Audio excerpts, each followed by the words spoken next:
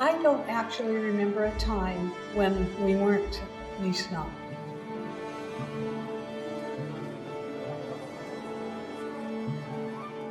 I think as I get older, I've been thinking about these things a lot, like trying to identify myself within my culture. But for me, growing up, I didn't know I was in a culture. It was just part of my family.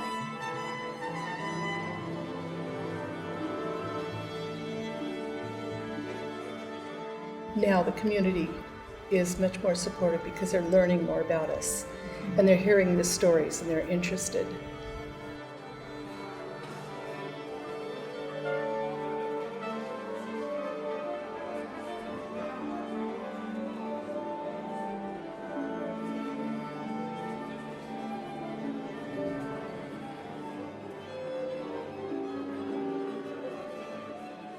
Take one, action.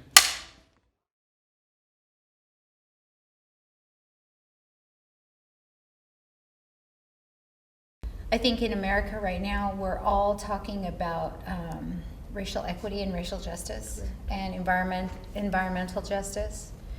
And you can't jump into those conversations without acknowledging the first atrocities, the first colonization, the people who were affected first. And we've been completely erased in our community. So now as we're starting to talk about these things and all the racial justice groups are getting together, people are saying, well, who are the original folks from here? And they're starting to look around. Hi, I'm Richard Johnson, the tribal chairman. To give you an idea of what our life was like, the foothill people up and down California learned to harvest acorns and make it a stable food source over 5,000 years ago. We would follow the food as it matured going up in elevation all the way up to the mountains for harvesting and stuff like that.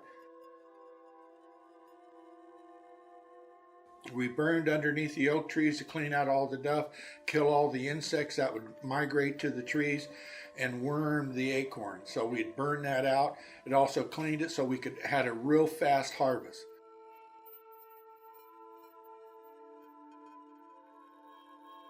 The women of one family group could harvest enough food within about 2 weeks that would feed the entire family all winter long.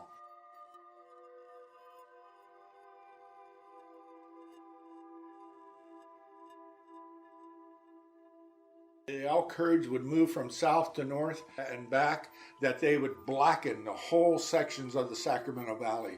There'd be that many elk there. Of course, within about 3 years, all that disappeared after the gold rush started.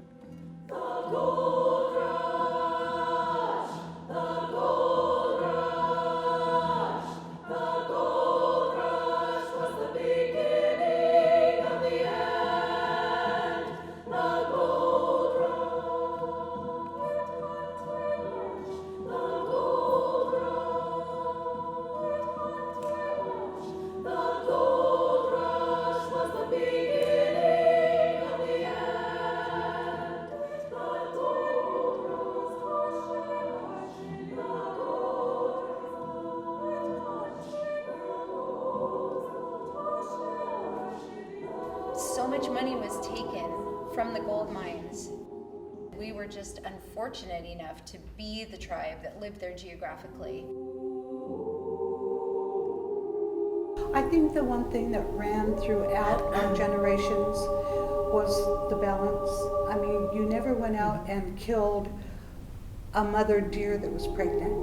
You didn't kill young deer, that's kind of why we hunted bucks. And we never overpicked any of the things that were out there. We took a share and we left it to spread.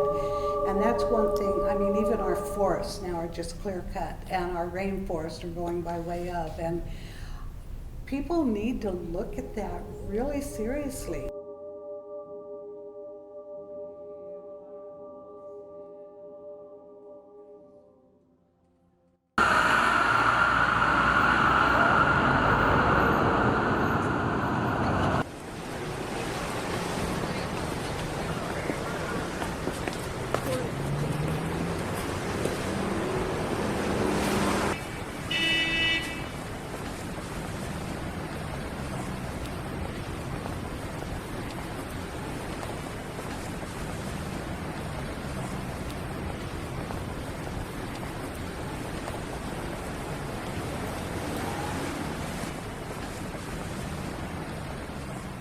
we have never stabilized after the gold rush. We almost had a complete genocide of our people up in the hills because of the speed that the gold rush came.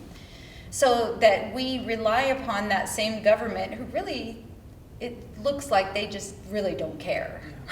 I'd say they don't. Yeah. We really just don't matter. But at the same time, that relationship, fighting for federal recognition again, is so important because it would provide us a safety net with access to the federal programs. So it is, again, it's absurd that we are seeking recognition from the same entity that practically destroyed our people. And my grandfather always said, don't get a roll number, because the government can do anything they want to you and with you and with your children. And again, they did. And they can, and they did, and that was his reality. So it does seem absurd that here we are trying, you know, we're all raising our hands saying, hey, what about us?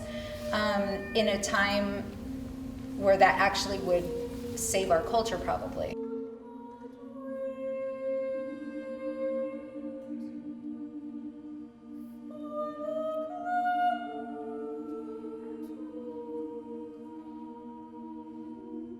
A lot of stuff has been happening lately. I think since the last time I talked with everybody. We just acquired 32 acres on Deer Creek, which is sort of sitting here behind us, and it's actually sitting where the old Champion mine sat. Champion and Providence mines were some of the most productive hard mining gold mines here in the county. So some of the area is contaminated. I saw some purple dirt out there, and we get to be part of the remediation of that land. And you know, whether it's just avoidance, you know, putting in some big gorgeous rocks, maybe a big statue of a native dancer, something that, you know, so people can avoid that and not walk on it and walk their dogs on it. Part of the tribute trail will come down onto our piece of land, and we get to do the interpretive signage there. And I'm pretty excited because we don't have the other constraints where, you know, you might have to say it quite so nice and pretty as if it were, say, on city land or BLM land. And so all of these things are really coming together, and I think the pinnacle is finally happening with this campaign for federal recognition.